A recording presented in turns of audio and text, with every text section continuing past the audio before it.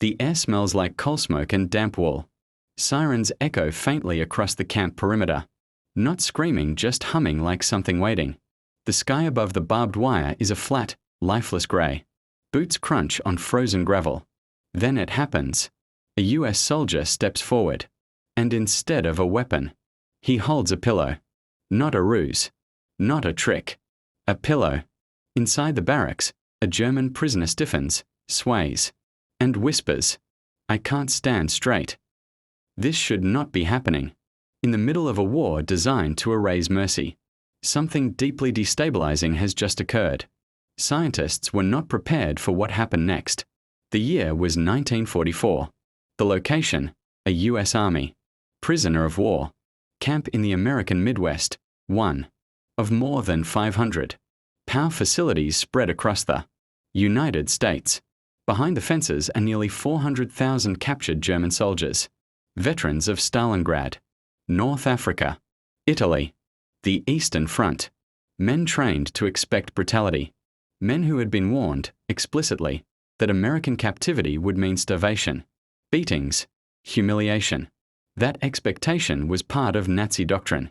German military briefings described Allied camps as places where prisoners were broken deliberately. So when transport trains arrived, what the men braced for was violence. But instead, they were issued a blankets, a hot meals, a medical exams, a Red Cross parcels. No shouting, no rifle butts, no blood. And that alone caused psychological instability. US military psychologists would later document this phenomenon. They called it expectation collapse. When a belief system built under extreme ideological pressure encounters contradictory reality, the mind does not adjust smoothly. It fractures. Early warning signs appeared quickly. Prisoners reporting dizziness, insomnia, disorientation, emotional numbness. One camp doctor noted, "They are not afraid of us. They are afraid of what this means." What came next shocked everyone. The trigger was insignificant. No riot, no escape attempt, no interrogation, just a pillow. During winter intake, US quartermasters realized supplies were abundant. Extra bedding was distributed.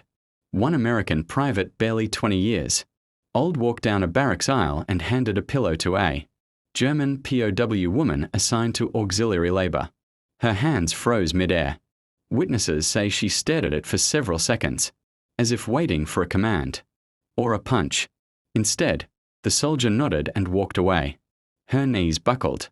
Camp medics later described the response as acute autonomic overload the nervous system, failing to reconcile, threat absence after prolonged, conditioning, heart rate spiked, blood pressure dropped, postural control collapsed. She said only one sentence, "I can't stand straight." This wasn't kindness. This was a shockwave. The effect rippled outward. Word spread through the camp. Guards giving cigarettes. Doctors explaining diagnoses. Guards saying please. Then something unexpected happened. The camp went quiet. No protests. No chants. No resistance. US officers initially thought compliance had improved. It hadn't. Psychological monitoring reports show a surge in dissociation, guilt response, identity destabilization. Some prisoners stopped eating. Others began crying at night.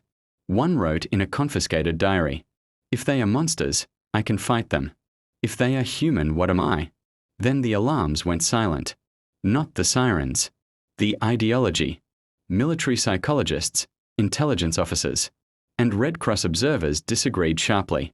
One theory argued this was cognitive disarmament, that humane treatment dissolved enemy resolve faster than force. Another warned of delayed backlash. A system under moral contradiction can snap violently. Reports compared the effect to shell shock without explosions. US Army briefings used new terminology: moral injury, expectation inversion, identity erosion. No model had predicted this scenario. This changed everything. The twist came months later. As camps were liberated and prisoners repatriated, Allied interrogators noticed a pattern. The most cooperative former POWs were not those threatened.